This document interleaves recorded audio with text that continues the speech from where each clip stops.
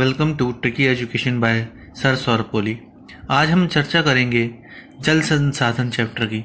ये चैप्टर तीसरा है, ज्योग्राफी का, क्लास 10th। पूरा एनसीईआरटी बेस्ड है और शॉर्ट नोट में हम इसको पढ़ेंगे। अगली सीरीज़ में मैं इसके लॉन्ग नोट्स बनाऊंगा। अभी मैंने इसके शॉर्ट नोट्स बताए हैं, आप इसको पढ़ें। इसके मेन पॉइंट्स इस प्रकार हैं: जल और कुछ उसके तथ्य और आंकड़े। विश्व में जल के कुल आयतन का 96.5% भाग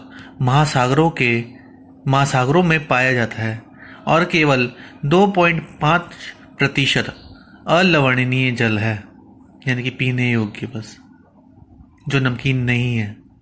भारत विश्व की दृष्टि का 4% हिस्सा प्राप्त करता है और प्रति व्यक्ति प्रति वर्ष जल उपलब्धता के संदर्भ में विश्व में इसका 133वां स्थान है। जल को उपलब्ध करने में जल प्रत्येक व्यक्ति की प्रतिदिन 1000 घन लीटर या 1000 घन मीटर में कम जल उपलब्ध होता है। मतलब जरूरत तो हमें ज़्यादा है लेकिन उपलब्ध हमें कम होता है। प्राचीन भारत में जलीय कृतियाँ, वर्तमान में तो हमने देख ली क्या परिस्थितियाँ, और प्राचीन भारत में क्या थी। ईसा से 1 शताब्दी पहले इलाहाबाद के नज़दीक श्रृंगबेरा में गंगा नदी की बाढ़ के जल को संरक्षित करने के लिए एक उत्कृष्ट जल संग्रहण का तंत्र बनाया गया था। 14वीं शताब्दी में इल्तुतमिश ने दिल्ली में सिरी फोर्ट क्षेत्र में जल की सप्लाई के लिए हौज खास में तालाब बनवाया था। और उसके बाद डैम्स की हम बात करें, कौन कौन से प्रमुख डैम्स हैं, यानी कि बांध कौन कौन से प्रमुख हैं। सतलुज और व्यास नदी पर बना भाखड़ा नांगल परियोजना, ये सबसे पुरानी जल विद्युत परियोजना भी है।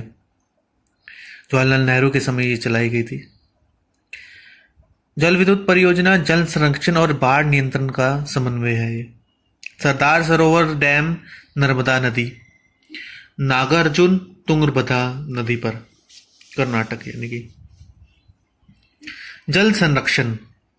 जल संरक्षण के बारे में बात करेंगे।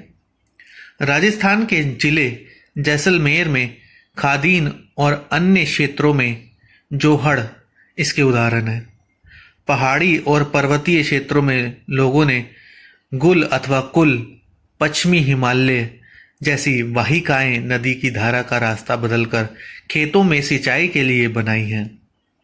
राजस्थान में टांका भूमिगत टंक को कहते हैं। राजस्थान में टांक या टांका भूमिगत टैंक को कहते हैं, भूमिगत टैंक। अब रोचक तथ्यों की बात करें हम। तमिलनाडु देश का एकमात्र राज्य है जहां पूरे राज्य में हर घर में छत वर्षा जल संग्रहण ढांचों को बनाना आवश्यक कर दिया गया है। इस संदर्भ में दोषी व्यक्तियों पर कानूनी कार्रवाई हो सकती है।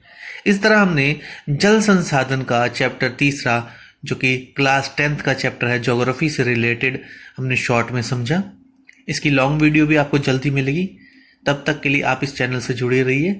Tricky education, like, share and subscribe. Thank you.